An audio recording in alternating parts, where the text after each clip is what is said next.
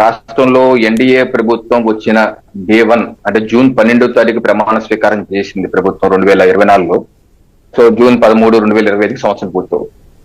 Day 1 నుంచి మేము అభివృద్ధి, సుపరిపాలన, సంక్షేమ దిశగా వేగంగా పరుగులు పెడుతున్నాం.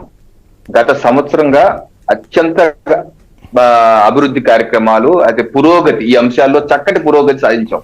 గత 5 సంవత్సరాల్లో సాధించలేని పురోగతి ఈ సంవత్సరంలో సాధించాం. ఏ రకంగా అంటారంటే, ఇప్పుడు విశాఖ రైల్వే జోన్ అండి, జగన్ ప్రభుత్వ హయాంలో కనీసం 50 ఎకరాల భూమి ఇవ్వాలి, 5 ఏళ్ల పాటు వాళ్ళ సమయం దొరకలేదు, 50 ఎకరాలు ఇవ్వలేదు. మా ప్రభుత్వం వచ్చాక నెల రోజుల్లోనే వెంటనే కేటాయించాము.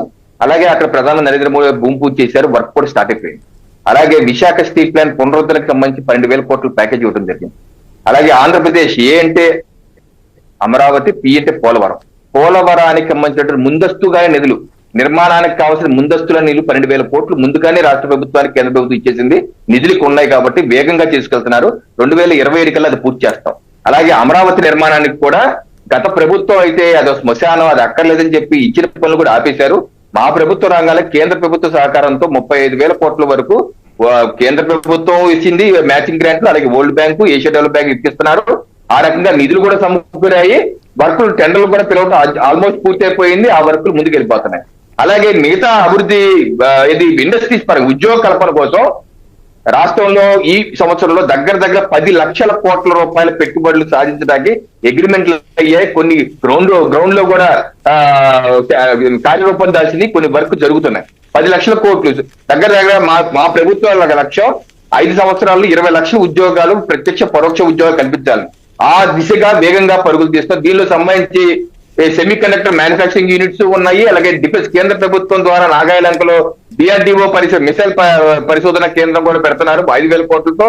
దాంతో అలాగే కేంద్ర ప్రభుత్వం బల్క్ డ్రగ్ పార్క్ నక్కబెల్లో పెడుతుంది. అలాగే కేంద్ర ప్రభుత్వం విశాఖ జిల్లాలో గ్రీన్ హైడ్రోజన్ కి లక్షల కోట్ల రూపాయలు పెట్టుబడి పెడుతున్నారు. అలాగే కేంద్ర ప్రభుత్వం బీపీసీఎల్, ఏది మన ప్రకాశం జిల్లాలో బీపీసీ రిఫైనరీ 1,00,000 కోట్ల రూపాయలు అది పెడుతున్నారు. అలాగే అనేకమైనటువంటి జాతీయ రహదారులు, మౌలిక వసతుల కల్పన, దానితోడు రాష్ట్ర ప్రభుత్వ పరిపాలన, ముందుగా అండి రాష్ట్ర ప్రభుత్వ సుపరిపాలన. ఇప్పుడు ఉద్యోగస్తులకి 1వ తారీఖు కల్లా జీతం వస్తుంది. గత ప్రభుత్వాల జీతాలు వచ్చాయి కావు. జీతాలు ఎప్పుడు వస్తాయో ఈశ్వరమని వెయిట్ చేసే వాళ్ళు 20 తారీఖు రావచ్చు, 20 అలా కాదు 1వ తారీఖు వస్తుంది. రైతులు పంట అమ్ముతారండి, 24 గంటలు తప్పితే 48 గంటల్లో వాళ్ళ అకౌంట్ లో డబ్బులు పడిపోతున్నాయి. గత ప్రభుత్వంలో 100 రోజులు దాటినా వచ్చేది కాదండి. అలాగే పంచాయతీల్లో గత ప్రభుత్వంలో వాళ్ళ వైసీపీ వాళ్ళు ఎక్కువ మంది గెలిచారు. వాళ్ళందరూ రోడ్ల మీదకి వచ్చి ధర్నాలు చేసి ఆత్మహత్య చేసుకున్నారు. మాకు ఇవ్వాల్సిన నిధులు ఇవ్వట్లేదు, పంచాయతీ స్వావలంబన లేదని. ఈ రోజు అలా కాదు, నేరుగా పంచాయతీ నిధులు వెళ్తున్నాయి. నేరుగా వాళ్ళు వైసీపీ వాళ్ళు ఉన్నారు, ఆయన వర్క్ చేసుకుంటున్నారు. చక్కటి అభివృద్ధి సాధిస్తున్నాం.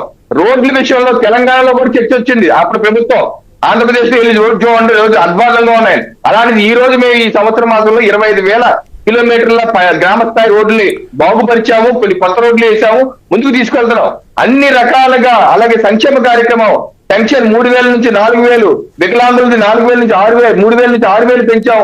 ఇది జగన్మోహన్ రెడ్డి గారు 250 తోసుకుంటూ 5 ఏళ్ళు పట్టింది. మా వెనక రాగానే చేశాం. అలాగే అన్న క్యాంటీన్లు 175 నియోజకవర్గాల్లో అన్న క్యాంటీన్లు ఉన్నాయి. అలాగే సంక్షేమం, అలాగే ఉచిత గ్యాస్ సిలిండర్లు 3 సిలిండర్లు ఉచితంగా అకౌంట్ లో వేస్తున్నాం. మిగతా కూడా ఈ మాసంలో జూన్ మాసంలో స్కూల్కి వెళ్ళే పిల్లలు ప్రతి పిల్లలకి 15,000 రూపాయలు. సో ఇటువంటి అభివృద్ధి సంక్షేమ కార్యక్రమాలు మిలితమైనటువంటి అద్భుతమైన సంవత్సరం.